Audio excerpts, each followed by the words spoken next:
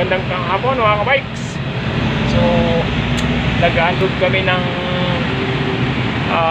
mga boxes dito sa warehouse. Tapos lang namin. So go na tayo. So, yan o.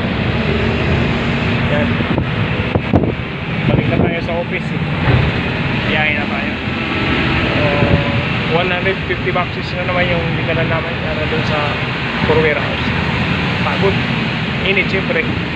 Yan. So ngayon kain muna kami kasi kailangan eh. Kain muna. Alam na. Gutom tayo.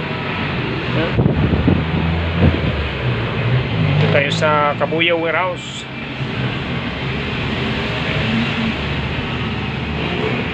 Magpapapuntak muna. Gas muna tayo.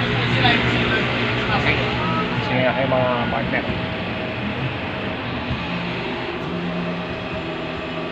Okay, thank you very much sa mga followers ko at aking mga kabikes.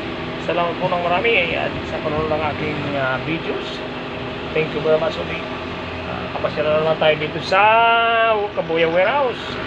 So, mas maganda pagpunta namin dito nakabike tayo. Susubukan natin. Lapit lang naman.